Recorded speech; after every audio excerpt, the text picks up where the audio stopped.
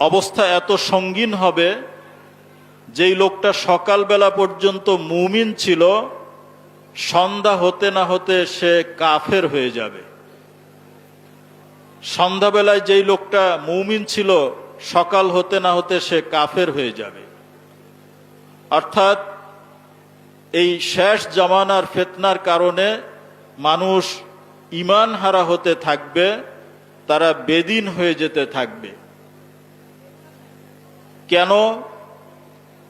কিয়ামতের পূর্বে অনেক দল এই পৃথিবীতে আগমন করবে, যারা মানুষকে ঈমান থেকে দূরে নেওয়ার জন্য চেষ্টা করবে। রাসূল পাক সাল্লাল্লাহু আলাইহি ওয়াসাল্লাম একবার সাহাবায়ে কেরামকে সামনে নিয়ে জমিনের উপরে তিনি একটা সরল রেখা অঙ্কন করলেন এবং তিনি বললেন, এটাই হলো সিরাতে মুস্তাকিম। যেই সিরাতে মুস্তাকিমের জন্য আমরা আল্লাহ রব্বুল আলামিনের কাছে সূরা ফাতিহার ভিতরে দোয়া করে থাকি, ইহদিনাস সিরাতাল মুস্তাকিম। এরপরে রাসূল পাক সাল্লাল্লাহু আলাইহি ওয়াসাল্লাম এই সরল রেখার পার্শ্বে 6টি করে তিনি রেখা অঙ্কন করলেন এবং তিনি বললেন যে এইগুলো হলো রাস্তা, যেই রাস্তার মাথায় শয়তান বসা আছে। অতএব এই সরল রেখা থেকে যারা বিচ্যুত হয়ে যাবে, পাশের যে চিকন রেখাগুলো আছে, যে রাস্তাগুলো আছে, এই রাস্তা যারা অবলম্বন করবে তারা শয়তানের খপ্পরে পড়ে যাবে, তারা গোমরা হয়ে যাবে। রাসূল পাক সাল্লাল্লাহু আলাইহি ওয়াসাল্লাম অন্য হাদিসের ভিতরে ইরশাদ করেছেন যে হযরতে মূসা আলাইহিস সালাম ইন্তেকালের পরে ওনার উম্মত বিভিন্ন দলে বিভক্ত হয়ে গিয়েছিল। মূসা আলাইহিস সালামের যে শিক্ষা ছিল, হেদায়েত ছিল, সেটা তারা ভুলে গিয়েছিল এবং বিভিন্ন ইখতিলাফ, মতবিরোধ তারা করে ৭১টি দলে বিভক্ত হয়ে গিয়েছিল। ঠিক একইভাবে হযরতে ঈসা আলাইহিস সালাম দুনিয়া থেকে বিদায় নেওয়ার পরে তার উম্মত খ্রিস্টান, নাসারা যারা, তারা ৭২টি দলে বিভক্ত হয়ে পড়েছিল। রাসূল পাক সাল্লাল্লাহু আলাইহি ওয়াসাল্লাম ভবিষ্যৎবাণী করেছেন যে আমার উম্মত আমার ইন্তেকালের পরে তারা আরো একটা বেশি দল হবে, তারা ৭৩ দলে বিভক্ত হয়ে যাবে। এই ৭৩টি দলের ভিতরে একটি দল হবে যারা নাজাত প্রাপ্ত, যারা জান্নাতি হবে, আর বাকি সব দলগুলো জাহান্নামী হবে, তারা পথভ্রষ্ট হবে, গোমরা হবে। সাহাবায়ে কেরাম জানতে চাইলেন, ইয়া রাসূলুল্লাহ, এই নাজাত প্রাপ্ত দলটি কারা? রাসূল পাক সাল্লাল্লাহু আলাইহি ওয়াসাল্লাম জবাব দিয়েছিলেন, মা আনা আলাইহি ওয়া আসহাবি, যেই দলের উপরে আমি প্রতিষ্ঠিত রয়েছি এবং আমার জামাআতে সাহাবা, সমস্ত সাহাবা যেই দলের উপরে প্রতিষ্ঠিত আছেন, সেই দলটি হলো নাজাত প্রাপ্ত দল। এই হাদিসের ভিত্তিতে আমরা আমাদের পরিচয় দিয়ে থাকি আহলুস সুন্নাহ ওয়াল জামাআহ। এই ৭৩টি দলের ভিতরে যেই দলটি নাজাত প্রাপ্ত, তার নাম কি? আহলুস সুন্নাহ ওয়াল জামাআহ। আমরা আলহামদুলিল্লাহ এই আহলুস সুন্নাহ ওয়াল জামাআতের অনুসারী। কাল কিয়ামতের ময়দানে আমরা আশা করতে পারি যে আমরা নাজাত প্রাপ্ত হব। রাসূল পাক সাল্লাল্লাহু আলাইহি ওয়াসাল্লামের ভবিষ্যৎবাণী অনুযায়ী এই একটি দল, এরাই হবে নাজাত প্রাপ্ত। এই দলগুলো কিসের ভিত্তিতে হয়েছে? আমরা অনেক সময় ওলামায়ে কেরামের ভিতরে, মাযহাবের ইমামদের ভিতরে বিভিন্ন মাসলার ক্ষেত্রে ইখতিলাফ দেখতে পারি। কেউ আমিন জোরে বলে, কেউ আস্তে বলে, কেউ রুকুতে যাওয়ার আগে রফি আদাইন করে, আবার বিভিন্ন রকমের নামাজের ভিতরে পার্থক্য রয়েছে ইমামদের ভিতরে। কেউ ইমামের পিছনে সূরা ফাতিহা পড়া জরুরি মনে করেন, কেউ মনে করেন না। এরকম ফিকহি বা ফুরুআতের ভিতরে যে ইখতিলাফ রয়েছে, মতবিরোধ রয়েছে, এর ভিত্তিতে এই ৭২ বা ৭৩ দল হয় নাই। ৭৩ দল হয়েছে আকীদা বা বিশ্বাসের ভিত্তিতে। রাসূল পাক সাল্লাল্লাহু আলাইহি ওয়াসাল্লাম আমাদের কাছে যা কিছু নিয়ে এসেছেন আল্লাহ রব্বুল আলামিনের পক্ষ থেকে, আমাদেরকে সেটা গ্রহণ করার জন্য আল্লাহ রব্বুল আলামিন হুকুম করেছেন। মা আতাকুমুর রাসূলু ফাখুযুহু ওয়া মা নাহাকুম আনহু ফান্তাহু। অতএব রাসূল পাক সাল্লাল্লাহু আলাইহি ওয়াসাল্লাম আমাদের জন্য আল্লাহর পক্ষ থেকে কোরআনের মাধ্যমে যে বিধানগুলো নিয়ে এসেছেন, আমরা সেগুলো সব বিশ্বাস করি। এই জন্য আমরা মুমিন। ঈমানের একেবারে প্রথম কথাই হলো আল্লাহকে বিশ্বাস করা, আল্লাহর সাথে কাউকে শরীক না করা। এটাকে বলা হয় তাওহীদ, আল্লাহর একত্ববাদ। অতএব যেই ব্যক্তি আল্লাহর সাথে কাউকে শিরিক করবে না, আল্লাহর যাবতীয় সিফাত এবং জাতকে বিশ্বাস করবে, সেই ব্যক্তি হলো, সংক্ষিপ্ত কথায় সেই ব্যক্তি হলো মুমিন। এজন্য হাদিস শরীফে রাসূল পাক সাল্লাল্লাহু আলাইহি ওয়াসাল্লাম বলেছেন, মান ক্বালা লা ইলাহা ইল্লাল্লাহ দাখালাল জান্নাহ। যেই ব্যক্তি খালেস অন্তরে লা ইলাহা ইল্লাল্লাহ পড়বে, সেই ব্যক্তি জান্নাতি হয়ে গেল।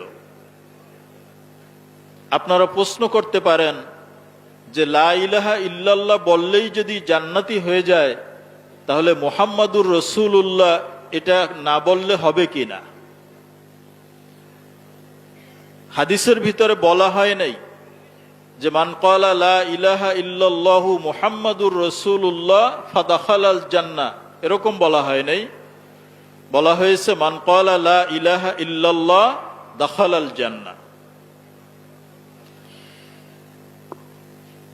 আসলে যেই ব্যক্তি আল্লাহ রব্বুল আলামিনকে মানবে,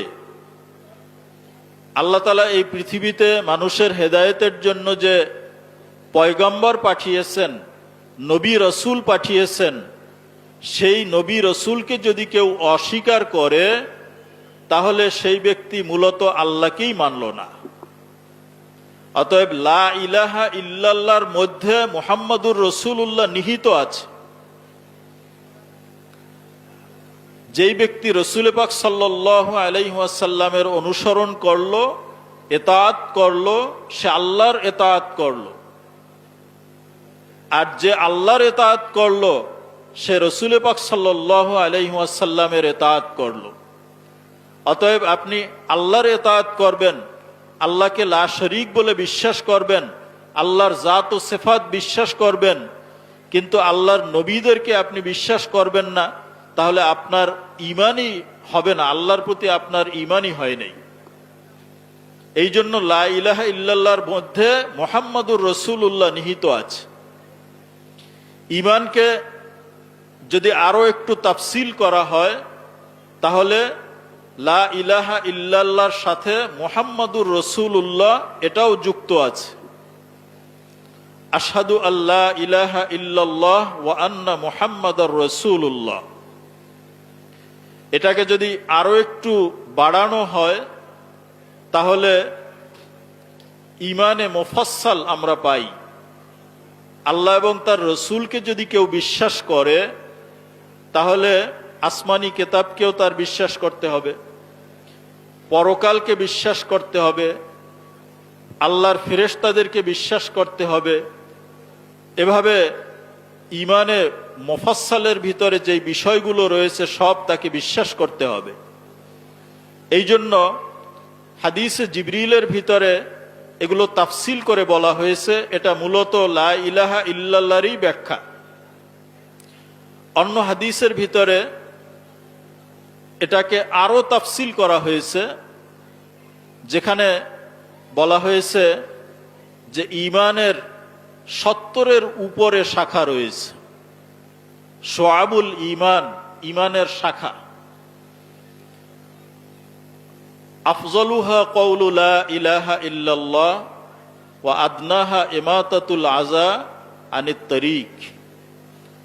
এই ইমানের 70-এর উপরে যে শাখাগুলো রয়েছে তার মধ্যে সর্বশ্রেষ্ঠ শাখা হলো কওলু লা ইলাহা ইল্লাল্লাহ, আল্লাহ ছাড়া কোনো উপাস্য নেই, এটা বিশ্বাস করা। আর সর্বনিম্ন শাখা হলো যে রাস্তা থেকে একটা কষ্টদায়ক বস্তু দূরে সরিয়ে ফেলা। আপনি রাস্তা দিয়ে চলতেছেন, রাস্তায় একটা কাটা পড়া আছে, অথবা মনে করেন একটা কলার ছোলা পড়া আছে, যেটার উপরে পা রেখে কেউ পা ফসকে পড়ে যেতে পারে, ব্যথা পেতে পারে। আপনি ওই কষ্টদায়ক বস্তুটা, ইট পাথর কাটা, এগুলোকে রাস্তা থেকে সরিয়ে রাখলেন।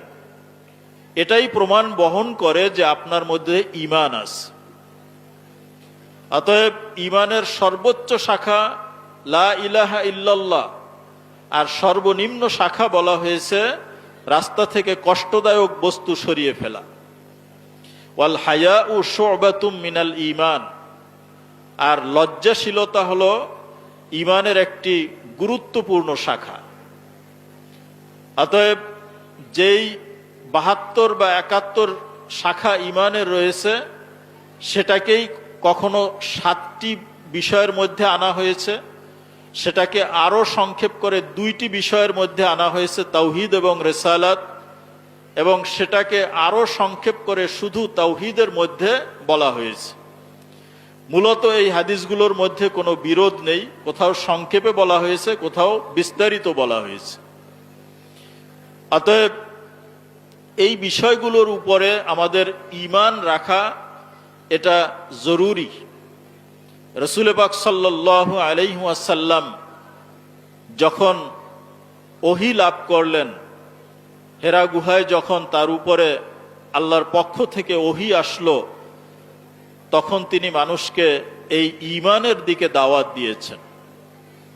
ইসলামের 5টি স্তম্ভ, এই 5টি স্তম্ভের ভিতরে সর্বপ্রথম হলো ঈমান, কওলু লা ইলাহা ইল্লাল্লাহ ওয়া আন্না মুহাম্মাদুর রাসূলুল্লাহ, আল্লাহর প্রতি বিশ্বাস করা, আল্লাহর রসুলকে বিশ্বাস করা। এবং এর ব্যাখ্যায় আরো অনেক বিষয় এসে যায় যেগুলোকে বিশ্বাস করতে হবে। আল্লাহর কিতাবকে বিশ্বাস করতে হবে, ফেরেশতাদেরকে বিশ্বাস করতে হবে, পরকালকে বিশ্বাস করতে হবে, তাকদীরের ভালো মন্দ, ভাগ্যলিপি, এটাকে বিশ্বাস করতে হবে। এগুলো সবই ঈমানের অংশ। এরপরে হলো ইকামুস সালাত, নামাজ কায়েম করা। ঈমানের পরে সবচেয়ে গুরুত্বপূর্ণ ইসলামের রোকন হলো নামাজ কায়েম করা। ওয়া ইতাউজ যাকাত, যাকাত দেওয়া। ওয়া সাওমু রমাদান, রমজান মাস আসলে রোজা রাখা। ওয়াল হজ, হজ করা। তো ইসলামের এই যে 5টি স্তম্ভ, এর মধ্যে ঈমানের দাওয়াত রাসূল পাক সাল্লাল্লাহু আলাইহি ওয়াসাল্লাম সর্বপ্রথম কাফেরদের সামনে তিনি দিয়েছিলেন। এবং এই ঈমানের দাওয়াত দেওয়ার কারণেই কাফেরদের সাথে রাসূল পাক সাল্লাল্লাহু আলাইহি ওয়াসাল্লামের বিরোধ সৃষ্টি হয়েছিল। বাকি ঈমানের যে শাখাগুলো, এগুলো ইসলামের যে শাখাগুলো, এগুলো পরবর্তীতে ফরজ করা হয়েছে। 5 ওয়াক্ত নামাজ এটা ফরজ করা হয়েছে মেরাজের রাত্রে। মেরাজ হয়েছিল নবীজির হিজরতের অল্প আগে। সঠিক তারিখ কখন, এ ব্যাপারে ওলামায়ে কেরামের ইখতিলাফ রয়েছে। তো রসুল পাক সাল্লাল্লাহু আলাইহি ওয়াসাল্লাম মক্কা জিন্দিগিতে 13 বছর তিনি ছিলেন নবুয়ত লাভ করার পর। অতএব এই 13 বছরের মাথায় গিয়ে আল্লাহ রব্বুল আলামিন 5 ওয়াক্ত নামাজ ফরজ করেছেন। এই নামাজের বিস্তারিত মাসলা মাসাইল এগুলো মক্কা শরীফে আসে নাই। নবীজি হিজরত করে মদিনায় যাওয়ার পরে নামাজের বিস্তারিত মাসলা মাসাইল এগুলো আল্লাহ রব্বুল আলামিন নবীজির উপরে নাজিল করেছেন। বাকি যে শাখাগুলো রয়েছে, ইসলামের যে স্তম্ভগুলো রয়েছে, এগুলো মক্কার জিন্দিগিতে ফরজই হয় নাই। রোজা ফরজ হয়েছে 2য় হিজরিতে, হজ ফরজ হয়েছে 9ম হিজরিতে, অর্থাৎ নবীজির ইন্তেকালের 1 বছর আগে। এরকম ভাবে পর্দার বিধান এটা ছিল না, মক্কার জিন্দিগিতে ছিল না, মদিনার জিন্দিগির প্রথম দিকে ছিল না। যাকাত ফরজ হয়েছে 5ম হিজরিতে। অতএব ইসলামের যে পঞ্চ বেনা, 5টি স্তম্ভ, এর ভিতরে ঈমান হলো সবচেয়ে গুরুত্বপূর্ণ। এবং দীর্ঘ 13 বছর পর্যন্ত রসুল পাক সাল্লাল্লাহু আলাইহি ওয়াসাল্লাম মানুষকে শুধু এই ঈমানের দাওয়াতই দিয়েছেন। অন্যান্য ইবাদতগুলো তখন পর্যন্ত ফরজ ছিল না। অন্যান্য ইবাদতগুলো মাদানী জিন্দিগিতে 10 বছরে এসেছে। অতএব এর থেকেই আমরা ঈমানের গুরুত্ব, আকীদার গুরুত্ব আমরা বুঝতে পারি যে এই ঈমানের উপরে দাওয়াত হয়েছে 13 বছর। এর পরে অন্যান্য বিষয়ের উপরে আল্লাহ রব্বুল আলামিন আমাদেরকে হুকুম দিয়েছেন। এই জন্য ঈমান বা আকীদা এটা হলো সবচেয়ে গুরুত্বপূর্ণ বিষয়। কোনো ব্যক্তির আকীদার ভিতরে যদি ত্রুটি থাকে, সেই ব্যক্তির আমল যতই ভালো হোক না কেন, ওই ব্যক্তির সেই নেক আমলগুলোর কোনো মূল্য আল্লাহ রব্বুল আলামিনের কাছে নেই। পক্ষান্তরে এক ব্যক্তি যার ঈমান, যার আকীদা সঠিক রয়েছে, কিন্তু আমলের ভিতরে কোনো ত্রুটি রয়েছে, ঈমানের পরিশুদ্ধিতার কারণে আল্লাহ রব্বুল আলামিন ওই ব্যক্তির আমলের ত্রুটি মার্জনা করে তাকে জান্নাতি করে দিতে পারেন। কিন্তু ঈমানের ভিতরে, আকীদার ভিতরে যদি কোনো খালাল থাকে, ত্রুটি থাকে, আমল যতই ভালো হোক না কেন, আল্লাহ রব্বুল আলামিনের কাছে নাজাত পাওয়ার কোনো উপায় নেই। এই জন্য সারসিনা দরবার, এই হক্কানি সিলসিলা আকীদার প্রতি সর্বোচ্চ গুরুত্ব দিয়ে থাকে। আপনারা এই মাহফিলের আলোচনায়ও শুনবেন, বক্তারা এই আকীদার উপরে সবচেয়ে বেশি গুরুত্ব দিয়ে থাকেন। কারণ হলো, একজন মানুষ জান্নাতি বা জাহান্নামী হওয়া, একজন মানুষ আহলুস সুন্নাহ ওয়াল জামাত হওয়া বা বাতিল ফেরকা হওয়া, এর মানদণ্ড হলো আকীদা, আমল নয়। আমলে কারো ত্রুটি থাকতে পারে, কিন্তু এর দ্বারা ফেরকা হয় না। এই 72 ফেরকা আমলের কারণে হয় নাই, এটা আকীদা বিশ্বাসের কারণে হয়েছে। রসুল পাক সাল্লাল্লাহু আলাইহি ওয়াসাল্লাম যে আকীদা বিশ্বাস নিয়ে এসেছেন, সাহাবায়ে কেরাম তারা এই আকীদা বিশ্বাস পোষণ করতেন। এর ভিতরে কোনো প্রকারের ইখতিলাফ হয় নাই। রসুল পাক সাল্লাল্লাহু আলাইহি ওয়াসাল্লাম ইন্তেকাল করেছেন 10ম হিজরিতে, অর্থাৎ হিজরতের 10 বছর পর। তো যেই সমস্ত ছোট সাহাবায়ে কেরাম রসুল পাক সাল্লাল্লাহু আলাইহি ওয়াসাল্লামকে একেবারে শেষ জীবনে দেখেছেন, তাদের মধ্যে সর্বশেষ যেই সাহাবী ইন্তেকাল করেছেন, তিনি 110 হিজরিতে ইন্তেকাল করেছেন। অর্থাৎ রসুল পাক সাল্লাল্লাহু আলাইহি ওয়াসাল্লামকে তিনি ঈমানের সাথে দেখেছেন এবং নবীজির ইন্তেকালের পরে 100 বছর পর্যন্ত তিনি জীবিত ছিলেন। সর্বশেষ সাহাবী 110 হিজরিতে ইন্তেকাল করেন। তার ইন্তেকালের মাধ্যমে সাহাবীদের যুগ শেষ হয়ে যায়। রাসূল পাক সাল্লাল্লাহু আলাইহি ওয়াসাল্লাম তিনটা যুগের ব্যাপারে কল্যাণের সাক্ষ্য দিয়েছেন। তিনি বলেছেন, খায়রুল কুরুনি করনি সুম্মাল্লাযিনা ইয়ালুনাহুম সুম্মাল্লাযিনা ইয়ালুনাহুম, সবচেয়ে উত্তম যুগ হলো আমার যুগ, অর্থাৎ নবীজির সাহাবীদের যুগ। সুম্মাল্লাযিনা ইয়ালুনাহুম, এরপরে পরবর্তী যুগ অর্থাৎ তাবেঈদের যুগ। সুম্মাল্লাযিনা ইয়ালুনাহুম, এরপরে তাবেঈ যারা, তাদের যুগ। তো এরকম হয় নাই যে সাহাবায়ে কেরামের যুগে কোনো তাবেঈ ছিল না। সাহাবায়ে কেরামের যুগেও তাবেঈ ছিল। যেই সমস্ত সাহাবায়ে কেরাম নবীজিকে ঈমানের সাথে দেখেছেন তারা সবাই মদিনায় ছিলেন না। নবীজি তাদেরকে বিভিন্ন দায়িত্ব দিয়ে দূর দেশে পাঠিয়ে দিয়েছেন। ওই দূর দেশের মানুষ তারা মুসলমান হয়েছে, তারা নবীজিকে দেখে নাই, দেখছে কাকে? সাহাবীকে। তো নবীজির জামানায় তারা জীবিত ছিল কিন্তু নবীজিকে দেখেন নাই, দেখছেন নবীজির সাহাবীকে। তারা কি হয়েছেন? তাবি। অতএব সাহাবীদের যুগ 110 হিজরিতে শেষ হয়ে যাওয়ার পর থেকে তাবি এই পৃথিবীতে আসছে এরকম না। সাহাবীদের জামানায়ও তাবি ছিলেন।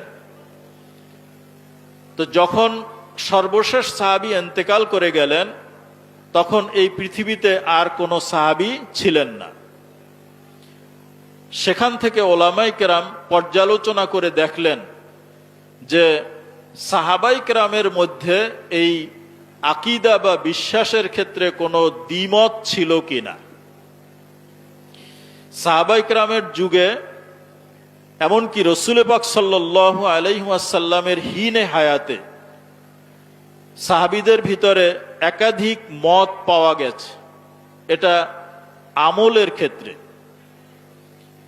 যেমন এক সফরের ভিতরে দুই সাহাবী তারা সফর করতেছেন। তো এই দুই সাহাবী, তাদের উপরে গোসল ফরজ হয়েছে কিন্তু সাথে পানি নাই। এখন তারা কি করবেন? গোসল না করে তো নামাজ পড়া যাবে না। তো এক সাহাবী তিনি কি করলেন? তিনি যেহেতু আল্লাহ রব্বুল আলামিন বলছেন ফাইল্লাম তাজিদু মাআন ফাতায়াম্মামু সাঈদান তাইয়্যিবা, তোমরা যদি পানি না পাও তাহলে পাক মাটি, পবিত্র মাটি দ্বারা তায়াম্মুম করো। অতএব ওই সাহাবী, যদিও এখানে অজুর পরিবর্তে তায়াম্মুমের কথা বলা হয়েছে, গোসলের পরিবর্তে তায়াম্মুমের কথা এখানে বলা হয় নাই, কিন্তু তিনি কিয়াস করলেন অজুর উপরে।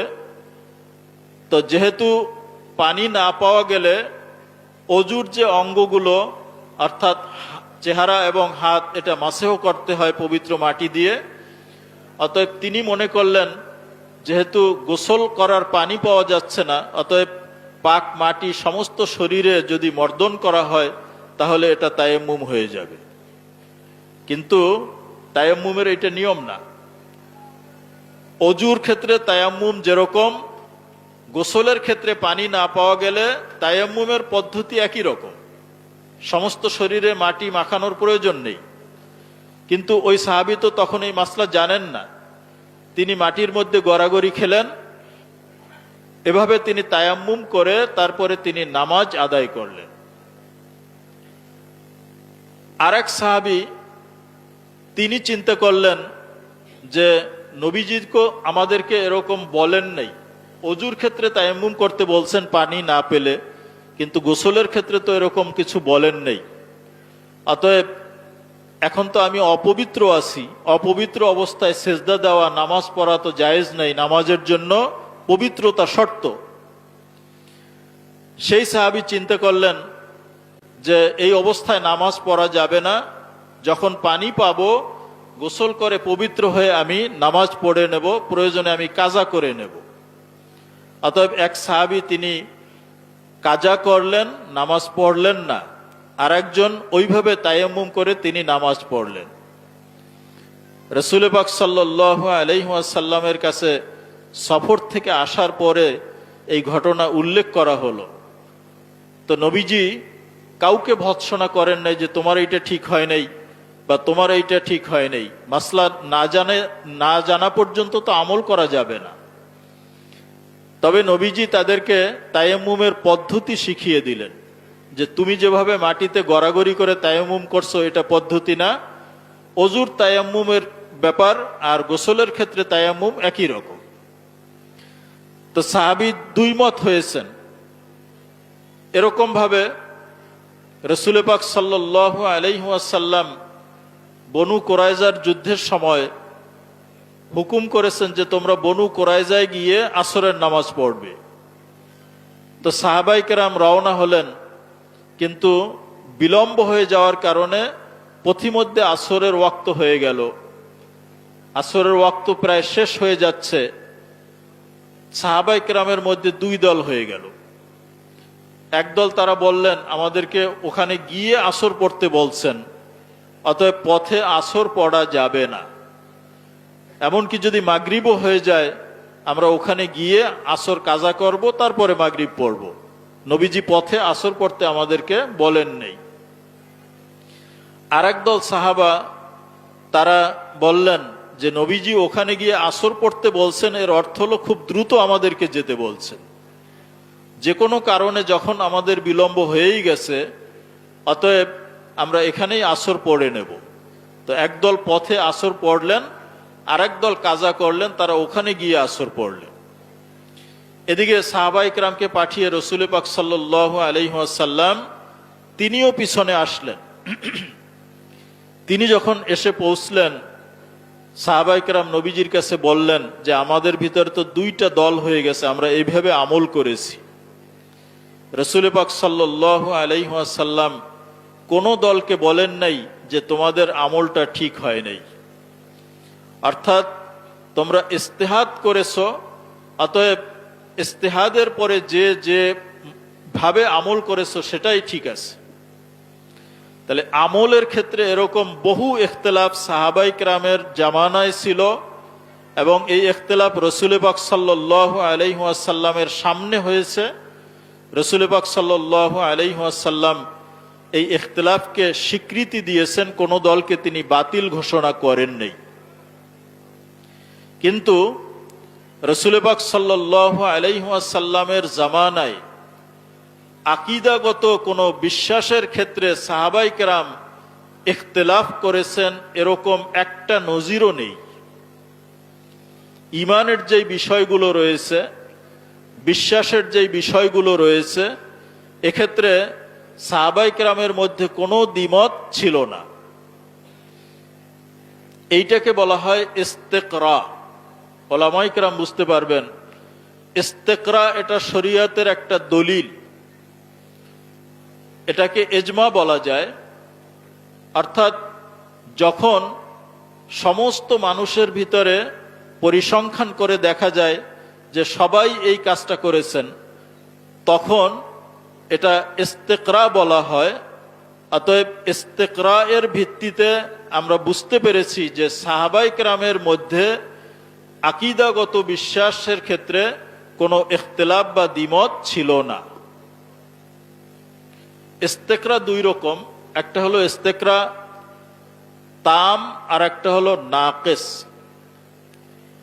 মনে করেন যে এইখানে যত লোক আছে আমরা তাদের মধ্যে একটা সমীক্ষা করলাম, এর একটা রেজাল্ট পাইলাম, কিন্তু এখানে যারা নেই বা এইরকম মানুষ তো পৃথিবীতে আরো আসতে থাকবে। নতুন মানুষ যখন আসবে তখন আগে যে আমরা পরিসংখ্যান করছিলাম সেই ফলাফল আর থাকবে না, তাদের ভিতরে ভিন্ন মত পাওয়া যাইতে পারে। অতএব যখন যাদেরকে নিয়ে পরিসংখ্যান করা হয় তাদের সংখ্যা বাড়তে থাকে, তখন এই ইস্তেকরা এর ভিত্তিতে কোনো সিদ্ধান্ত নেওয়া যায় না। এটা যদি কোনো সিদ্ধান্ত নেওয়াও হয় সেটা কতঈ বা অকাট্য হয় না, এটা জন্নি হয়। পক্ষান্তরে ইস্তেকরা এ তাম হলো যে একটা জনগোষ্ঠীর সকলকে যখন নিয়ে পরিসংখ্যান করা হয় এবং নতুন কোনো সংখ্যা তার ভিতরে সংযুক্ত হওয়ার সম্ভাবনা থাকে না, তখন ইস্তেকরা তাম হয়ে যায় এবং এটা কতই দলিল হয়। অতএব সাহাবাই কেরামের সর্বশেষ সাহাবী যখন মারা গেছেন, অতএব একেবারে সব সাহাবীদেরকে নিয়ে পর্যালোচনা করে কোনো সিদ্ধান্ত নিলে পরে এটা পরিবর্তন হওয়ার আর কোনো সম্ভাবনা নাই, কারণ নতুন করে আর সাহাবীর জন্ম হবে না। অতএব আপনারা বলবেন যে আমরা বলে থাকি আস-সাহাবাতু কুল্লুহুম উদুল, সমস্ত সাহাবী তারা ন্যায়পরায়ণ ছিলেন, তারা আদালতের উপরে প্রতিষ্ঠিত ছিলেন। এই জন্য উসুলে হাদিসের নিয়ম হলো প্রত্যেক রাবীর জীবনী নিয়ে আলোচনা করতে হবে, যে বর্ণনাকারী রাবী তিনি সেকা ছিলেন কিনা, তার ভিতরে আদালত ছিল কিনা, তার ভিতরে মুরুয়াত আছে কিনা, তার জব্ত ঠিক আছে কিনা, এরকম অনেকগুলো শর্ত বিবেচনা করা হয় রাবীর মধ্যে। কিন্তু রাবী যদি সাহাবী হয়, সেই সাহাবীর যদি নামও না জানা থাকে, তারপরেও সেই হাদিস সহি বলে বিবেচ্য হবে। এ ব্যাপারে সমস্ত মুহাদ্দিসিনে কেরাম একমত। কারণ কি, যে সাহাবী যদি মাজহুল হয়, অজ্ঞাত হয়, আমাদের কোনো অসুবিধা নাই। তার নাম কি, তার বংশ পরিচয় কি, এটা আমাদের জানার দরকার নাই। উনি যে সাহাবী ছিলেন এটাই আমাদের জন্য যথেষ্ট। কারণ সাহাবীদের মধ্যে একজনও নেই যার আদালত ছিল না, সমস্ত সাহাবী আদেল ছিলেন। অতএব ইন্ডিভিজুয়াল প্রত্যেককে আলাদা করে আমাদের বিশ্লেষণ করার দরকার নেই। অতএব কোনো তাবী যদি বর্ণনা করেন যে ক্বালা সাহাবিয়্যুন আন রাসূলিল্লাহি সাল্লাল্লাহু আলাইহি ওয়াসাল্লাম, যে আল্লাহর নবীর একজন সাহাবী আল্লাহর নবী থেকে এই কথা বলছেন, ওই সাহাবীর নাম না বলা হয়, আন আবি হুরায়রা, আন আবি মুসা আশআরী, এরকম নাম না বলে, শুধু বলে কি যে একজন সাহাবী বর্ণনা করছেন, সেই হাদিস আমাদের কাছে গ্রহণযোগ্য, সহি বলে বিবেচ্য। কারণ আস-সাহাবাতু কুল্লুহুম উদুল।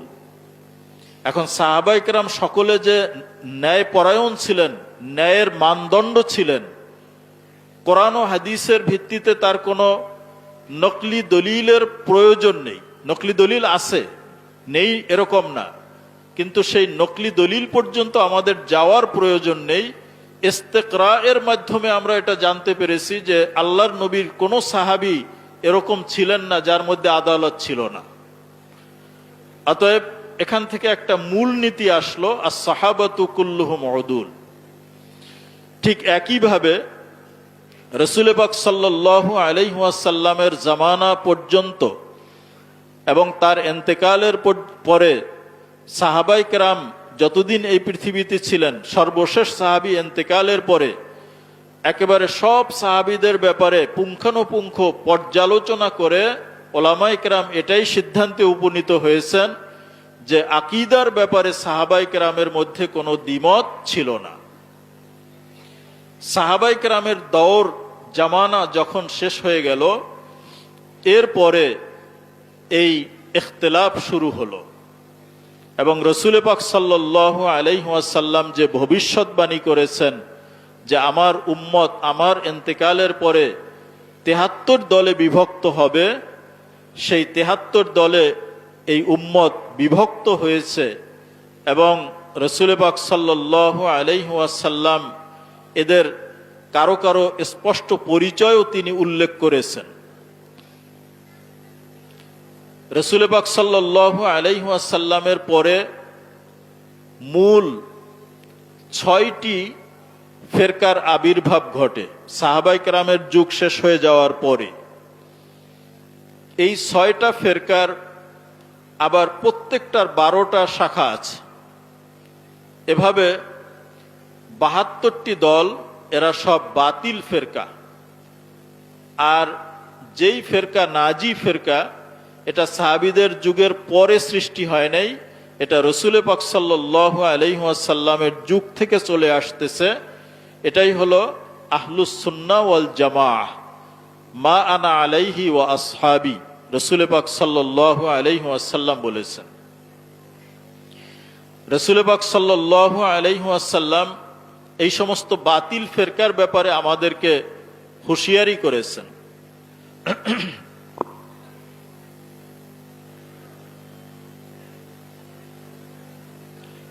মাজমাউজ জাওয়ায়েদের ভিতরে একটি হাদিস রয়েছে, রাসূল পাক সাল্লাল্লাহু আলাইহি ওয়াসাল্লাম একবার সাহাবায়ে কেরামকে বললেন যে সাহাবায়ে কেরাম রাসূল পাক সাল্লাল্লাহু আলাইহি ওয়াসাল্লামের সামনে এক ব্যক্তির খুব প্রশংসা করল যে এই লোকটার ইবাদত বন্দেগী অত্যন্ত বেশি, এই লোকটা অনেক নেক আমল করে। রাসূল পাক সাল্লাল্লাহু আলাইহি ওয়াসাল্লামের কাছে এভাবে প্রশংসা করা হলো। এর ভিতরে ওই লোকটা মজলিসে উপস্থিত হলো। রাসূল পাক সাল্লাল্লাহু আলাইহি ওয়াসাল্লাম তাকে লক্ষ্য করে বললেন যে এই মুহূর্তে তোমার অন্তরের ভিতরে এই কথাটা আছে কিনা যে আমি সবচেয়ে নেককার ব্যক্তি?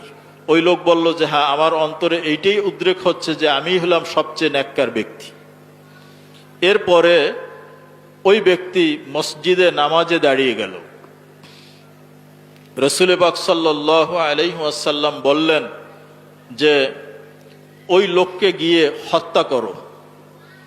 হযরত আবু বকর রাদিয়াল্লাহু তাআলা আনহু তিনি নবীজির হুকুম পেয়ে গেলেন, গিয়ে দেখেন ওই লোকটা নামাজ পড়তেছে।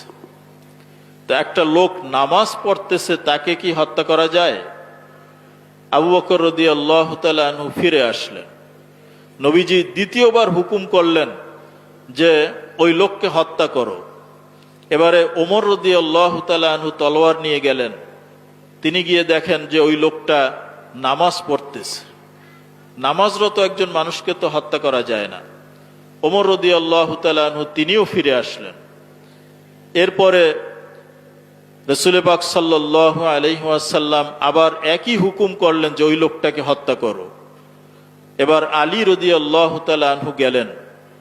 রাসূল পাক সাল্লাল্লাহু আলাইহি ওয়াসাল্লাম হুকুম করলেন, আলী গিয়ে দেখেন যে ওই লোকটা নামাজ পড়তেছে। কিছুক্ষণ অপেক্ষা করার পরে দেখলেন যে ওই লোকটা নামাজ শেষ করলো। এখন এই লোককে হত্যা করবেন কিনা এটা জানার জন্য তিনি আবার নবীজির কাছে আসলেন যে সেই লোক এইমাত্র নামাজ শেষ করেছে, আমি কি তাকে হত্যা করব? কিন্তু এর ভিতরে লোকটা চলে গেছে। রাসূল পাক সাল্লাল্লাহু আলাইহি ওয়াসাল্লাম বলেছেন যে ওই লোককে যদি তোমরা হত্যা করতে, তাহলে আমার উম্মতের ভিতরে কোনো দুইজন মানুষের ভিতরে ইখতিলাফ হইতো না, কিয়ামত পর্যন্ত কোনো ইখতিলাফ হতো না। কিন্তু ওই লোকটার মাধ্যমে এই পৃথিবীতে এই ফিরকা, ইখতিলাফ এগুলোর সূচনা হয়েছে। এরপরে রাসূল পাক সাল্লাল্লাহু আলাইহি ওয়াসাল্লাম হাদিস উল্লেখ করেছেন যে আমার উম্মত ৭৩ দলে বিভক্ত হবে। বনি ইসরাইল মুসা আলাইহিস সালামের কওম ৭১ দল হয়েছিল, ঈসা আলাইহিস সালামের উম্মত ৭২ দল হয়েছিল, আর আমার উম্মত ৭৩ দল হবে। এই ৭৩ দলের ভিতরে নাজাত প্রাপ্ত দলটি হলো আহলুস সুন্নাহ ওয়াল জামাআহ। এখন আহলুস সুন্নাত ওয়াল জামাআতের সাথে বাতিল ফিরকাগুলোর কি বিরোধ রয়েছে এটা আমাদেরকে জানতে হবে। আমরা অনেক সময় কোনো ব্যক্তির আমল দেখে খুব বিভ্রান্ত হয়ে পড়ি যে এই লোকটা এত বেশি মুজাহাদা করেন। রাসূল পাক সাল্লাল্লাহু আলাইহি ওয়াসাল্লাম এই সমস্ত বাতিল আকীদা যারা পোষণ করে তাদের ব্যাপারে হুঁশিয়ারি উচ্চারণ করেছেন। নবীজি বলেছেন যে তোমরা আবু বকর ওমরের মতো সাহাবায়ে কেরামকে বলেছেন যে তোমরা তোমাদের নামাজকে এদের নামাজের কাছে তুচ্ছ মনে করবে, যে তোমাদের চেয়েও তারা সুন্দর নামাজ পড়ে, কিন্তু কোরআন তাদের বুকের মানে মুখের থেকে ভিতরে প্রবেশ করে না। দিন থেকে তারা ঠিক তেমনি ভাবে বের হয়ে যায় যেভাবে কোনো তীর যদি কোনো পাখির বুকে ছুঁড়ে মারা হয়, পাখিকে ভেদ করে যেভাবে তীর বেরিয়ে যায়, এই সমস্ত মানুষগুলো তারাও দিন থেকে এভাবে বের হয়ে গেছে, কিন্তু তাদের আমল দেখলে আমাদের আমলকে তাদের কাছে তুচ্ছ মনে হবে। অতএব আমরা এই সমস্ত বাহ্যিক আমলের কারণে অনেক সময় বিভ্রান্ত হয়ে যাই। আমরা জানি না তার ভিতরে কত বাতিল আকীদা রয়েছে। একটা উদাহরণ দিলে বুঝতে পারবেন যে ইরানে তারা অধিকাংশ হলো শিয়া। এই শিয়াদের লেবাস পোশাক দেখেন, যে এই পৃথিবীতে কোনো রাষ্ট্রপ্রধান তাদেরকে এরকম দেখছেন যে একেবারে পাগড়ি লম্বা দাড়ি দেখা যায় না, কিন্তু ইরানের ধর্মীয় নেতাদেরকে দেখবেন, বড় বড় মন্ত্রীদেরকে দেখবেন যে তারা সবসময় পাগড়ি পরে, লম্বা দাড়ি তাদের আছে। তারা ইসলামের কথা বলে, ইসলামের শত্রুদের বিপক্ষে তারা কঠোর অবস্থান নেয়। আমেরিকার বিরুদ্ধে বিভিন্ন সময় তারা যুদ্ধ ঘোষণা করে। আমরা বাহ্যিকভাবে কি বলি যে ইসলামের পক্ষে ইরান খুব বড় কাজ করতেছে, কিন্তু এই সমস্ত বড় বড় পাগড়ি এর ভিতরে যে তাদের মস্তিষ্ক রয়েছে, সেই মস্তিষ্ক যে আকীদা পোষণ করে সেটা শুনলে আপনারা নাউজুবিল্লাহ বলতে বাধ্য হবেন। অতি সম্প্রতি এই সমস্ত শিয়ারা তারা রসুল পাক সাল্লাল্লাহু আলাইহি ওয়াসাল্লামের স্ত্রী, যাকে সবচেয়ে নবীজি বেশি মহব্বত করতেন, হযরতে আয়েশা সিদ্দিকা রাদিয়াল্লাহু তাআলা আনহা, তার ব্যাপারে তারা তোহমত দিয়েছিল, যেটা 1400 বছর আগে সেই মুনাফিকরা তোহমত দিয়েছিল, বেবিচারের তোহমত দিয়েছিল। নাউজুবিল্লাহ বলেন। রাসূল পাক সাল্লাল্লাহু আলাইহি ওয়াসাল্লামের জন্য কি আল্লাহ কোনো অপবিত্র নারীকে জীবন সঙ্গী নির্বাচন করেছেন? এই কাজটা করেছিল সেই আব্দুল্লাহ ইবনে উবাই ইবনে সালুল, রঈসুল মুনাফিকিন। বনু মুস্তালিকের যুদ্ধ থেকে যখন নবীজি ফিরে আসেন, আয়েশা সিদ্দিকা কোনো কারণে কাফেলা থেকে পিছনে রয়ে গিয়েছিলেন, তখন তারা এই বদনাম করেছিল। আল্লাহ রব্বুল আলামিন পবিত্র কোরআনে কারীমে 10টি আয়াত নাজিল করে আয়েশা সিদ্দিকার বারাআত, পবিত্রতা তিনি ঘোষণা করেছেন। রাসূল পাক সাল্লাল্লাহু আলাইহি ওয়াসাল্লাম আয়েশা সিদ্দিকাকে সবচেয়ে বেশি মহব্বত করতেন, এবং বাকি অন্যান্য যে স্ত্রীরা রয়েছেন তাদের থেকে আয়েশা সিদ্দিকার আলাদা কতগুলো বৈশিষ্ট্য রয়েছে। রাসূল পাক সাল্লাল্লাহু আলাইহি ওয়াসাল্লাম বলেছেন যে আমি আমার অন্যান্য স্ত্রীদের সাথে যখন একত্রে থাকতাম, জিবরাইল আমার কাছে আসতেন না, কোরআনের আয়াত নাজিল হতো না, কিন্তু আমি এবং আয়েশা সিদ্দিকা একই বিছানায়, একই কাপড়ের নিচে শায়িত অবস্থায় আমার উপরে আল্লাহ রব্বুল আলামিন কোরআন নাজিল করেছেন। এবং অন্যান্য স্ত্রীদের সাথে নবীজির বিবাহ হয়েছে দুনিয়ায়, কিন্তু আয়েশা সিদ্দিকার সাথে নবীজির বিবাহ হয়েছে আসমানে। এই বিবাহের পয়গাম আল্লাহ রব্বুল আলামিনের পক্ষ থেকে জিবরাইল আলাইহিস সালাম নবীজির কাছে নিয়ে এসেছিলেন। একটা রেশমি কাপড়ে মোড়ানো হযরতে আয়েশা সিদ্দিকার একটা চেহারার ছবি নবীজির কাছে জিবরাইল আলাইহিস সালাম নিয়ে আসলেন। ইয়া রাসূলুল্লাহ, এই লোকটাকে কি আপনি চিনেন? তো নবীজি প্রত্যেক দিন সকাল বিকাল আবু বকর সিদ্দিকের বাড়িতে যেতেন, বিভিন্ন বিষয় নিয়ে পরামর্শ করতেন, কোরআনের আয়াত নাজিল হতো, এগুলো নিয়ে আলোচনা করতেন, ইসলামের প্রচার প্রসারের ক্ষেত্রে কি করণীয় এগুলো নিয়ে পরামর্শ করতেন। আর আয়েশা সিদ্দিকা তখন ছোট্ট অল্প বয়স্ক, মাত্র 6 বছর তার বয়স ছিল। অতএব আয়েশা সিদ্দিকাকে তো নবীজি খুব ভালো করেই চিনতেন। তো নবীজি বললেন যে হ্যাঁ, এ তো আয়েশা সিদ্দিকা। তখন জিবরাইল আলাইহিস সালাম বললেন যে আল্লাহ রব্বুল আলামিন একে আপনার স্ত্রী হিসাবে মনোনীত করেছেন।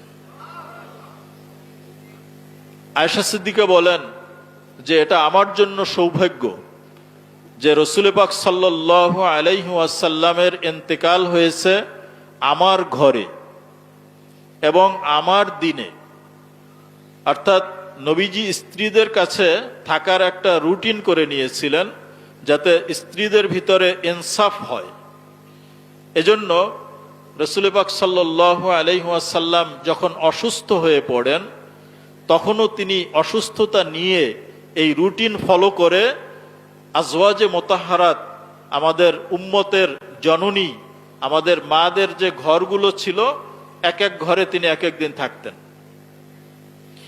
তো এভাবে অসুস্থতা নিয়ে প্রত্যেক দিন ঘর পরিবর্তন করা এটা খুব কষ্টকর ছিল। আর রসুল পাক সাল্লাল্লাহু আলাইহি ওয়াসাল্লাম বারবার জিজ্ঞাসা করতেছিলেন যে রুটিন মোতাবেক আয়েশার ঘরে আমার যাওয়ার পালা কবে। তো অন্যান্য স্ত্রীরা বুঝতে পারলেন নবীজি এই অসুস্থতার সময় আয়েশার কাছে থাকতে পছন্দ করতেছেন। তখন সব স্ত্রীরা একত্রিত হয়ে বললেন, ইয়া রসুল আল্লাহ, এই অসুস্থতার ভিতরে আমরা আমাদের দাবি প্রত্যাহার করলাম, আমাদের ঘরে কষ্ট করে আপনাকে আসতে হবে না, আপনি সুস্থ হওয়া পর্যন্ত আয়েশার ঘরেই থাকবেন। তো রসুল পাক সাল্লাল্লাহু আলাইহি ওয়াসাল্লামকে হযরত আব্বাস রাদিয়াল্লাহু তাআলা আনহু, নবীজির চাচা, এবং হযরত আলী রাদিয়াল্লাহু তাআলা আনহু দুইজন দুই পাশ থেকে নবীজিকে ধরে আয়েশা সিদ্দিকার ঘরে পৌঁছে দিয়ে আসলেন। এখান থেকেও শিয়ারা ষড়যন্ত্র করতেছে। আপনার বুখারী শরীফের হাদিস পড়লে পরে বুঝতে পারবেন। আয়েশা সিদ্দিকা এই হাদিস বর্ণনা করেছেন। সেখানে বলা হয়েছে, আয়েশা সিদ্দিকার হাদিসের মধ্যে এসেছে বুখারী শরীফে, যে নবীজিকে বহন করে নিয়ে গিয়েছিলেন দুইজন, একজন আব্বাস ওয়া রাজুলুন আখার, আর একজন অন্য ব্যক্তি। তো শিয়ারা বলতে চায় যে আয়েশা সিদ্দিকা আলী রাদিয়াল্লাহু তাআলা আনহুকে পছন্দ করতেন না, তার সাথে তার শত্রুতা ছিল, নাউজুবিল্লাহ। এই জন্য তারা দেখায় যে আয়েশা সিদ্দিকার সাথে হযরত আলী রাদিয়াল্লাহু তাআলা আনহুর একটা যুদ্ধ হয়েছিল, যেটাকে জঙ্গে জামাল বলা হয়। অতএব এই কারণে আয়েশা সিদ্দিকা আলীর নাম পর্যন্ত উল্লেখ করেন নাই। তিনি বলেছেন ওয়া রাজুলুন আখার, এক পাশে ছিলেন আব্বাস আর এক পাশে আর এক লোক, সেই লোককে আলী, কিন্তু আলীর নামটা পর্যন্ত আয়েশা সিদ্দিকা মুখে নেন নাই। তো শিয়ারা এটাই বুঝাতে চাচ্ছে, যেহেতু শিয়ারা আলী রাদিয়াল্লাহু তাআলা আনহুর ভক্ত, এই জন্য তারা আলীর নাম যে বিদ্বেষ করে মুখে না নেয় তাকে তো তারা পছন্দ করবেই না। এই জন্য তারা বলেছে যে আয়েশা সিদ্দিকা তিনি ব্যভিচারিণী ছিলেন, নাউজুবিল্লাহ মিন যালিক। তখন ওলামায়ে কেরাম এই হাদিসের কি জবাব দিয়েছেন? জবাব তো আপনাদের জানা দরকার। যে আয়েশা সিদ্দিকা তো বলতে পারতেন যে এক পাশে আব্বাস ছিলেন, এক পাশে আলী ছিলেন, আলীর নাম তিনি কেন বলেন নাই? সমস্ত মুহাদ্দিসিন তারা এই হাদিসের ব্যাখ্যা করতে গিয়ে, শিয়াদের জবাব দিতে গিয়ে তারা বলেছেন যে আলী রাদিয়াল্লাহু তাআলা আনহু যে এক পাশে ছিলেন এটা সবার জানা ছিল, কিন্তু অপর পাশে কে ছিল এই ব্যাপারে সন্দেহ ছিল। এই সন্দেহ দূর করার জন্য আয়েশা সিদ্দিকা বলছেন যে অপর পাশে ছিল আব্বাস, আর এই পাশে যে কে ছিল আলী সেটা সবাই জানে, এই জন্য নাম উল্লেখ করার দরকার হয় না। কোরআন শরীফে এরকম বহু জায়গায় আল্লাহ রাব্বুল আলামিন অনেক নাম উল্লেখ করেন নাই। এটা বালাগাতের পরিভাষায় শোহরাতের কারণে অনেক সময় হযফ করা হয়।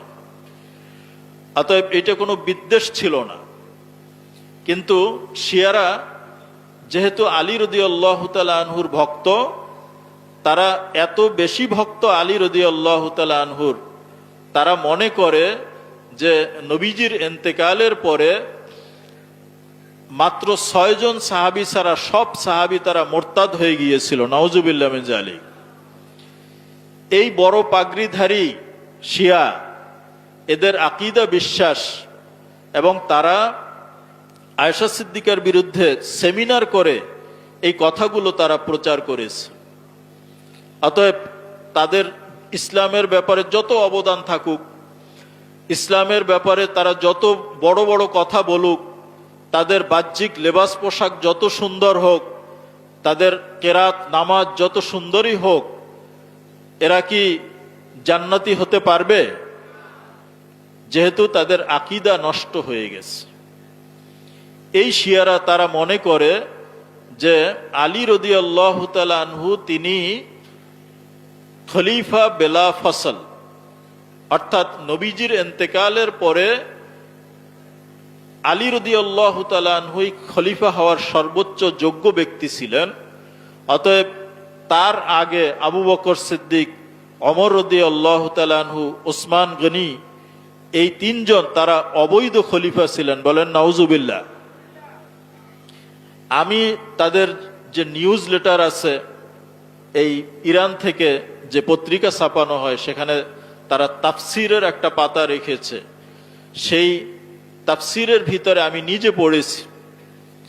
তারা ব্যাখ্যা করেছে, আল্লাহ রাব্বুল আলামিন বলেছেন, লা ইয়ানালু আহদিজ জালিমিন, যে আমার পক্ষ থেকে কোনো জালেমকে কোনো পোস্ট, কোনো পদ এটা দেওয়া হয় না।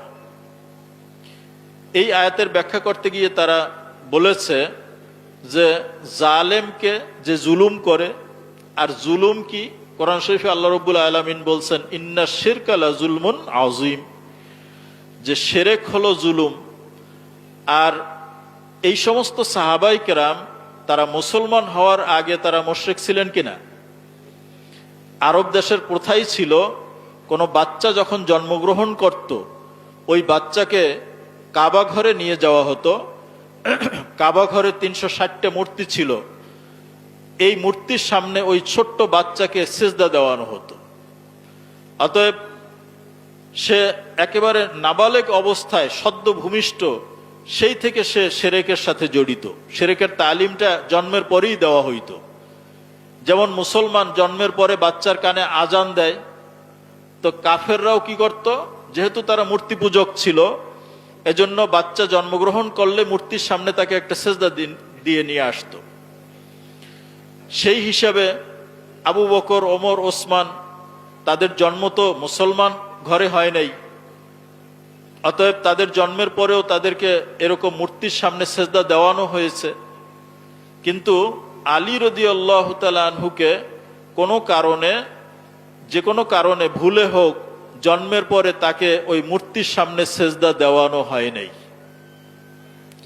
এই জন্য আলী রাদিয়াল্লাহু তাআলা আনহুকে আল্লাহ রাব্বুল আলামিন অলৌকিকভাবে মূর্তির সামনে মাথা নত করা থেকে রক্ষা করেছেন। তার চেহারাকে মূর্তির সামনে সেজদা থেকে রক্ষা করেছেন। এজন্য আলী রাদিয়াল্লাহু তাআলা আনহুর একটা উপাধি হলো কাররামাল্লাহু ওয়াজহাহু। কাররামাল্লাহু ওয়াজহাহু শব্দের অর্থ হলো আল্লাহ তার চেহারাকে সম্মানিত রেখেছেন, অর্থাৎ মূর্তির সামনে এই চেহারাকে অবনমিত করেন নাই। তো ওনারা তাফসির করতেছেন এইগুলো ব্যাখ্যা করে, তাহলে আলী রাদিয়াল্লাহু তাআলা আনহু নবীজির পরে খলিফা হওয়ার যোগ্য। কারণ আল্লাহর পক্ষ থেকে কোনো জালেমকে এই পোস্ট দেওয়া হয় না। আর ইচ্ছায় হোক অনিচ্ছায় হোক, এই তিন খলিফা আবু বকর, ওমর, ওসমান, জন্মের পরে তাদেরকে শিরিক করানো হয়েছে। শিরিক জুলুম, অতএব এরা জালেম, অতএব এরা এই পোস্টের যোগ্য না। দেখছেন কত সুন্দর তাফসির তারা করে দিয়েছে। রাসূল পাক সাল্লাল্লাহু আলাইহি ওয়াসাল্লামের হাদিস শোনেন, জবাব কি? এই তাফসির তো সুন্দর বুঝাই দিয়েছে, এটার জবাব কি শোনেন। রাসূল পাক সাল্লাল্লাহু আলাইহি ওয়াসাল্লাম বলেছেন, আল ইসলামু ইয়াহদিমু মা কানা ক্বাবলাহু। কোন মুসলমান, কোন ব্যক্তি যখন সে আগের ধর্ম পরিত্যাগ করে, শিরক পরিত্যাগ করে যখন মুসলমান হলো, ইয়াহদিমু মা কানা ক্বাবলাহু, তার পূর্বে যা ছিল সবকে ধ্বংস করে দেয়।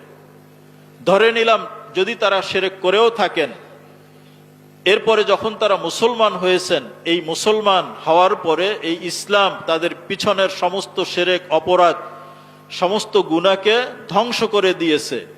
অতএব এখন এই লোকটাকে কি মুশরিক বলা যাবে? এই লোকটাকে কি জালেম বলা যাবে? যাবে না। সর্বোপরি কথা হলো, রাসূল পাক সাল্লাল্লাহু আলাইহি ওয়াসাল্লাম সুস্পষ্ট ইঙ্গিত দিয়ে গেছেন যে আমার পরে একমাত্র আবু বকর সিদ্দিক তিনিই খলিফা হবেন। এগুলো বিস্তারিত বলার সময় হবে না, দুই একটি কথা বলি। হযরতে আবু বকর রাদিয়াল্লাহু তাআলা আনহু নবীজির ইন্তেকালের আগে একবার নবীজি একটা ভাষণ দিয়েছিলেন। এই ভাষণের ভিতরে রাসূল পাক সাল্লাল্লাহু আলাইহি ওয়াসাল্লাম বললেন যে আল্লাহ রাব্বুল আলামিন তার কোনো এক বান্দাকে ইখতিয়ার দিয়েছেন, সে ইচ্ছা করলে এই দুনিয়াও থাকতে পারে, ইচ্ছা করলে সে আল্লাহর সান্নিধ্যেও যেতে পারে। আল্লাহর ওই বান্দা দুনিয়াকে গ্রহণ না করে আল্লাহর সান্নিধ্যকে গ্রহণ করে নিয়েছে। তো এই কথা বলার পরে সাহাবায়ে কেরাম কিছুই বুঝতে পারলেন না যে কোন বান্দা, কাকে আল্লাহ ইখতিয়ার দিয়েছেন। কিন্তু আবু বকর সিদ্দিক রাদিয়াল্লাহু তাআলা আনহু এই কথা শোনার পরে তিনি জারজার করে ক্রন্দন করতে লাগলেন। তিনি একেবারে ছোট বাচ্চাদের মতো কান্না জুড়ে দিলেন। সাহাবায়ে কেরাম আবু বকরকে দেখে আশ্চর্য হলেন যে নবীজি এক ব্যক্তির কথা বলছেন, তাতে আবু বকরের কান্নার কি কারণ? কিন্তু আবু বকর কেন ক্রন্দন করেছিলেন সেটা তিনিই জানতেন, কারণ এখানে এক ব্যক্তি বলতে নবীজি নিজেকেই বুঝিয়েছেন। অর্থাৎ আল্লাহ রাব্বুল আলামিন যেই মিশন দিয়ে নবীজিকে পাঠিয়েছিলেন সেই মিশন শেষ হয়ে গেছে। আল ইয়াউমা আকমালতু লাকুম দীনাকুম ওয়া আতমামতু আলাইকুম নি'মাতি ওয়া রাদিতু লাকুমুল ইসলাম দীনা। দিন পরিপূর্ণ হয়ে গেছে। এই ইতমামে দ্বীনের জন্যই আল্লাহ রাব্বুল আলামিন নবীজিকে পাঠিয়েছিলেন। অতএব দায়িত্ব শেষ হয়ে যাওয়ার পরে তো দুনিয়া থেকে তার চলে যাওয়ার পালা। আল্লাহ রাব্বুল আলামিন নবীজিকে ইখতিয়ার দিয়েছেন যে হে হাবিব, ইচ্ছা করলে আপনি দুনিয়ায় থাকতে পারেন, আর ইচ্ছা করলে আপনি আমার সান্নিধ্যে চলে আসতে পারেন। তো নবীজি আল্লাহর সান্নিধ্যকে গ্রহণ করে নিয়েছেন। এর অর্থ হলো যে নবীজি অচিরেই আমাদেরকে ছেড়ে দুনিয়া থেকে চলে যাবেন। এই ইঙ্গিতটা একমাত্র আবু বকর বুঝতে পেরেছিলেন, আর কেউ বুঝতে পারেন নাই। রাসূল পাক সাল্লাল্লাহু আলাইহি ওয়াসাল্লাম সেই ভাষণের মধ্যে বলেছিলেন যে আজকে থেকে এই মসজিদে নববীর সাথে যতগুলো খিড়কি দরজা আছে সবগুলো বন্ধ করে দেওয়া হবে, ইল্লা বাবা আবি বকর, আবু বকর সিদ্দিকের দরজা ছাড়া।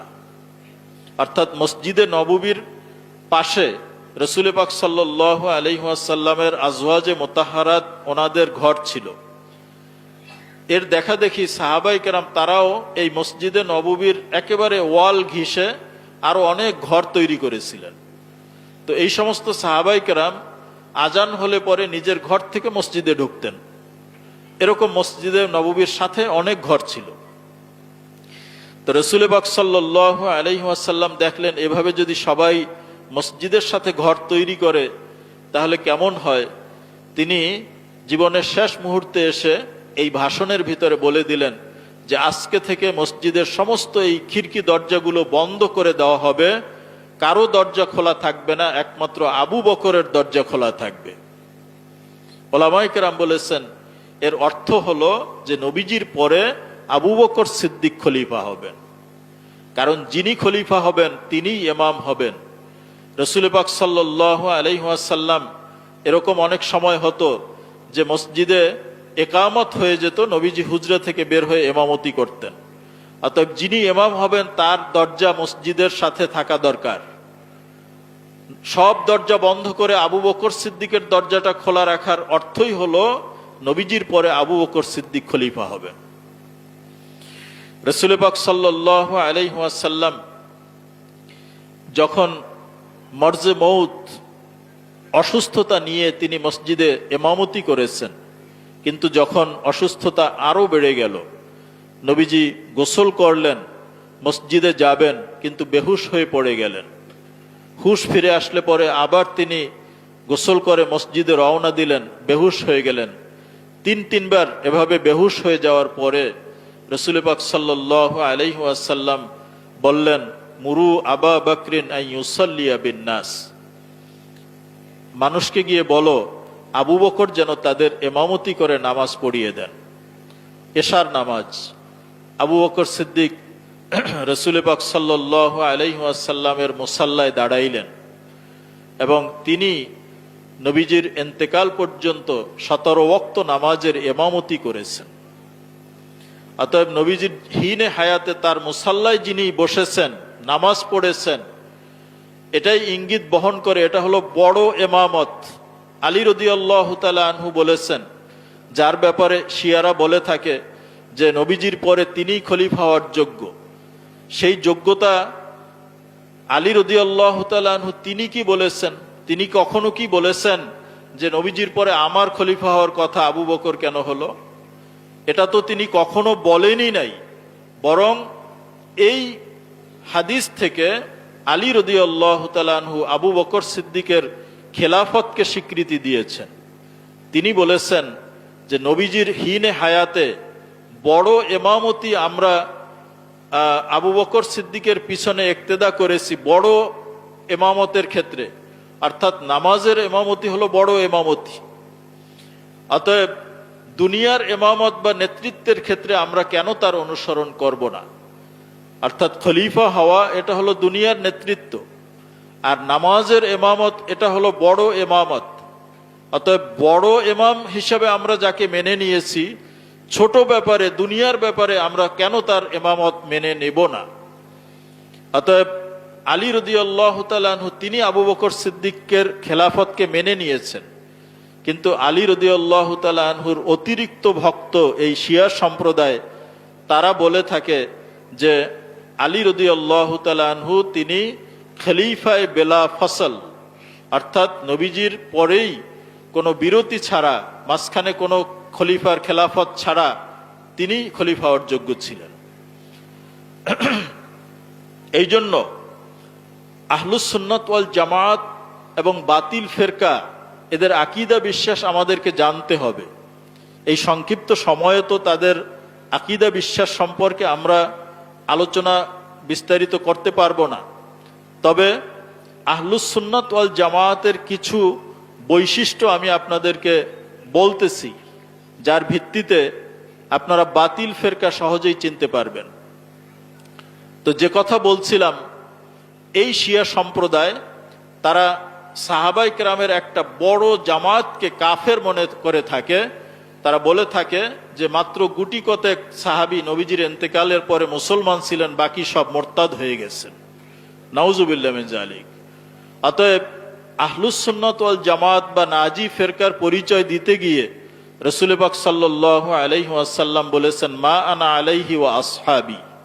অতএব রাসূল পাক সাল্লাল্লাহু আলাইহি ওয়াসাল্লামের সাহাবায়ে কেরামকে যদি কেউ কাফের মনে করে, সেই ব্যক্তি কি কখনো আহলে সুন্নাত ওয়াল জামাত হতে পারে?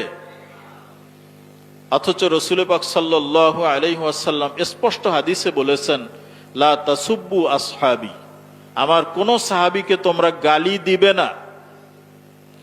অন্য হাদিসে বলছেন, লা তাত্তাখিজুহুম গরাদাম মিন বাদি, আমার অবর্তমানে আমার কোন সাহাবীকে তোমরা সমালোচনার লক্ষ্য বস্তুতে পরিণত করবে না।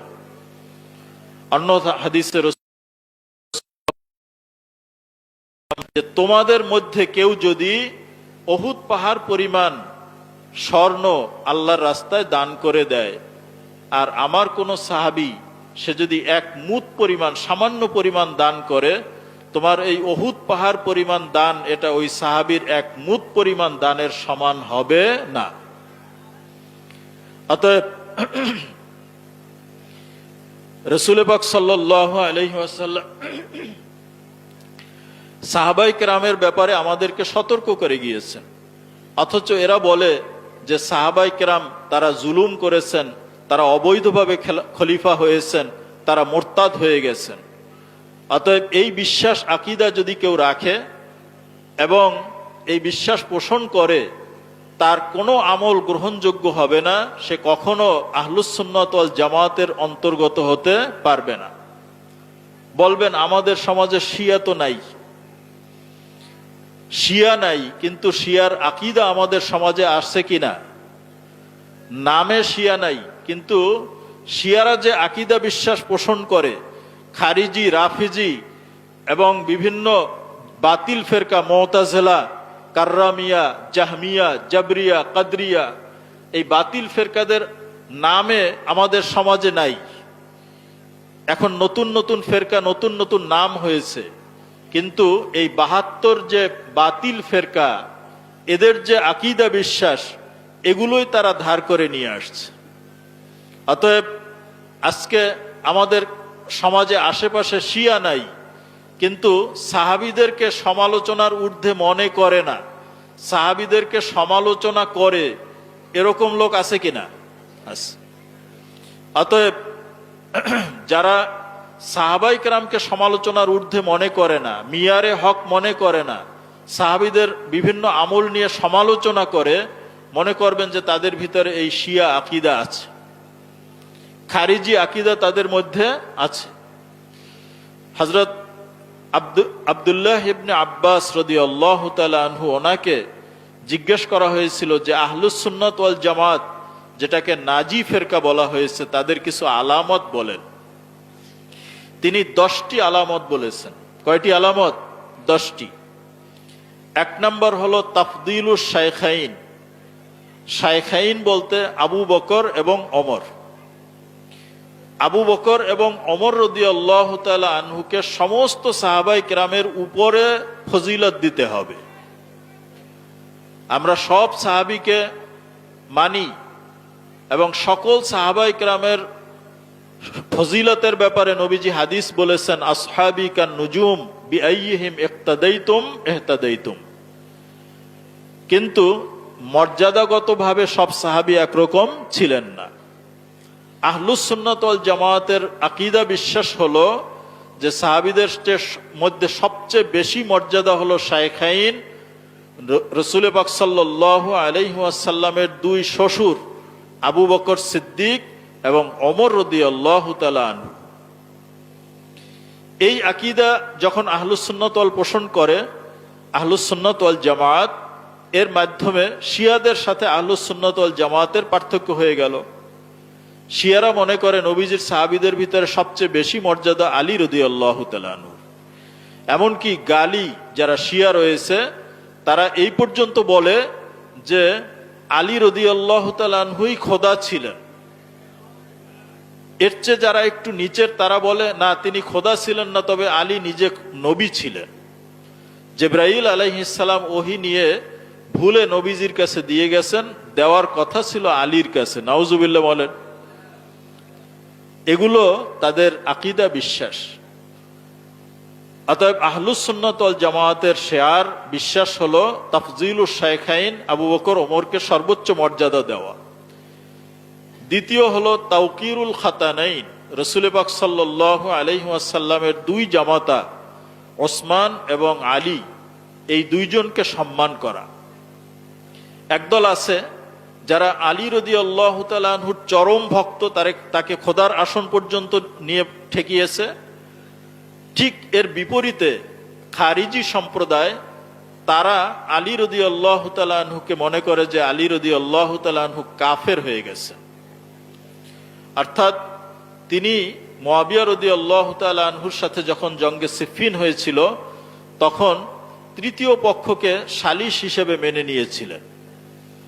তো আলী রাদিয়াল্লাহু তাআলা আনহুর একদল ভক্ত, তারা এই সালিশ মানার কারণে তারা বলেছে ইনিল হুকমু ইল্লা লিল্লাহ, যে ফয়সালা আল্লাহ দিবেন, মানুষকে ফয়সালার দায়িত্ব দেওয়া এটা শিরক। অতএব আলী মুশরিক হয়ে গেছেন, তাকে হত্যা করো। এবং তারা আলী রাদিয়াল্লাহু তাআলা আনহুকে হত্যা করার চেষ্টাও করেছিল এবং হত্যাও করেছিল। অতএব আমরা চরমপন্থীও না, শিথিলপন্থীও না। আলী রাদিয়াল্লাহু তাআলা আনহুর ব্যাপারে আমরা অতিরিক্ত মহব্বত করি না, তাকে আবু বকর ওমরের উপরেও স্থান দেই না, আবার তাকে আমরা কাফেরও বলি না, তাকে আমরা যথাযোগ্য সম্মান দিয়ে থাকি। এটাই হলো আহলুস সুন্নাত ওয়াল জামাতের আকীদা। তৃতীয় হলো তাজিমুল কিবলাতাইন। আমরা নামাজ পড়ি কোন দিকে ফিরে? কাবা বাইতুল্লাহর দিকে ফিরে। কিন্তু বাইতুল মুকাদ্দাস এক সময় কিবলা ছিল। নবীজি 16 বা 17 মাস মদিনায় হিজরত করার পরে বাইতুল মুকাদ্দাসের দিকে ফিরে নামাজ আদায় করেছেন। অতএব সেই বাইতুল মুকাদ্দাসকেও আমরা সম্মান করি, আর আমরা বাইতুল্লাহকেও সম্মান করি। কিন্তু যারা খ্রিস্টান, যারা ইহুদি, তারা বাইতুল মুকাদ্দাসকে সম্মান করে, কিন্তু বাইতুল্লাহকে সম্মান করে করে না। অতএব এই সমস্ত বাতিল ফেরকা, এদের সাথে আমাদের পার্থক্য যে আমরা দুইও কেবলাকে সম্মান করি, নামাজ পড়ি বাইতুল্লাহর দিকে ফিরে। চতুর্থ, আসসালাতু আলাল জানাজাতাইন। কিছু মানুষ আছে তাদের আকীদা বিশ্বাস হলো বাতিল ফেরকা, যে কোনো ব্যক্তি কোনো গুনার কাজ করলে সে কাফের হয়ে যায়। আচ্ছা বলেন তো, কোনো কাফেরের জানাজা পড়া যাবে? যাবে না। এখান থেকে আমাদের সমাজে একটা ভুল মাসলাও প্রচলিত আছে যে কেউ যদি আত্মহত্যা করে তাহলে তার জানাজা পড়ে না অনেকে। কিন্তু আত্মহত্যা করা, এটা আত্মহত্যার মাধ্যমে ব্যক্তি কাফের হয়ে যায় না। এটা একটা বড় কবিরা গুনাহ, কিন্তু ব্যক্তি মুমিন থাকে, সুতরাং তার জানাজা পড়তে হবে। যদি বিনা জানাজায় এই লোককে দাফন করা হয়, জানাজা তরক করার কারণে ফরজ তরকের গুনায় সকল এলাকাবাসী গুনাহগার হবে। অতএব আহলুস সুন্নাত ওয়াল জামায়াতের আকীদা হলো কবিরা গুনাহকারী ঈমান থেকে খারেজ হয়ে যায় না। অতএব নেককার ব্যক্তির জানাজাও পড়তে হবে, বদকার ব্যক্তির জানাজাও পড়তে হবে। পঞ্চম, আসসালাতু খালফাল ইমামাইন। ইমামের ভিতরে যদি কোনো ত্রুটি থাকে, তারপরেও তার ইমামত, তার পিছনে ইক্তেদা করা যাবে। অর্থাৎ যদি সেই ইমাম কোনো একটা গুনার কাজ করেছে, এখন আপনি জামাত ছেড়ে দিয়ে বাড়িতে বসে নামাজ পড়তে পারবেন না। ভালো ইমাম খোঁজ করেন, কিন্তু সেই পর্যন্ত তার পিছনে আপনার ইক্তেদা করতে হবে, আপনি জামাত তরক করতে পারবেন না। তারকুল খুরুজে আলাল ইমামাইন। এবং প্রশাসক তিনি যদি কোনো অন্যায় করে থাকেন, তার বিরুদ্ধে বিদ্রোহ করা যাবে না, তাকে ইসলাহ করতে হবে। সংক্ষেপ বললাম, আল মাসু আলাল খুফাইন, মোজার উপরে মাসেহ করা। এই মাসলা আমরা অনেকে জানি না। অর্থাৎ যদি কেউ চামড়ার মোজা পরিধান করে, তাহলে অজুর ক্ষেত্রে এই চামড়ার মোজার উপরে মুকিম ব্যক্তি তিনি একদিন এক রাত পর্যন্ত মাসেহ করতে পারবেন, পা ধোয়ার প্রয়োজন নেই। আর যদি মুসাফির হন, 3 দিন 3 রাত পর্যন্ত তিনি মাসেহ করতে পারবেন। কিন্তু অনেকে এই মাসে আলাল খুফাইনকে মানেন না। এই মাসে আলাল খুফাইন, এটা নবীজি আমাদেরকে হাদিসে তালিম দিয়েছেন। আহলুস সুন্নাত ওয়াল জামাত এই মাসে আলাল খুফাইনকে মেনে নিয়েছেন, বাতিল ফিরকা এটা মানে না। অষ্টম, আল কওলু বিত তাকদিরাইন ওয়াল কদরি খাইরিহি ওয়া শাররিহি মিনাল্লাহি তাআলা। অর্থাৎ অদৃষ্টের, তাকদীরের ভালো মন্দ দুইটাই আমরা বিশ্বাস করি। ভালোও বিশ্বাস করি, মন্দও বিশ্বাস করি। আমাদের যা ভালো হয় মন্দ হয় সবকিছু আল্লাহ তাকদীরে রেখেছেন। এই দুই তাকদীরকে আমরা বিশ্বাস করি। 9, আল ইমসাকু আনিশ শাহাদাতাইন। অর্থাৎ কোনো ব্যক্তি যার ব্যাপারে কোরআনে কারীমের কোনো নস নেই, অথবা অকাট্য হাদিসের কোনো উদ্ধৃতি নেই, এইরকম কোনো ব্যক্তির ব্যাপারে জান্নাতি বলা অথবা জাহান্নামী বলা, এর থেকে বিরত থাকা, এটাই আহলুস সুন্নাত ওয়াল জামায়াতের আকীদা। 10, আদাউল ফরিদাতাইন। অর্থাৎ সালাতের সাথে যাকাতকেও আদায় করা। একটা ফিরকা তৈরি হয়েছিল নবীজির ইন্তেকালের পরে। সর্বপ্রথম যে ইখতিলাফটা হয়েছিল, আবু বকর খেলাফতের মসনদে বসেছেন, সর্বপ্রথম একটা দল তারা যাকাতকে অস্বীকার করলো। তারা বলল যে আমরা নামাজ পড়ব কিন্তু যাকাত দিব না। অতএব আহলুস সুন্নাত ওয়াল জামাত যেভাবে নামাজের ফরজিয়াতকে বিশ্বাস করে, এভাবে যাকাতের ফরজিয়াতকেও বিশ্বাস করে। এটা হলো আহলুস সুন্নাত ওয়াল জামাতের শেয়ার। বাকি বাতিল ফিরকার আরো বহু আকীদা বিশ্বাস রয়েছে।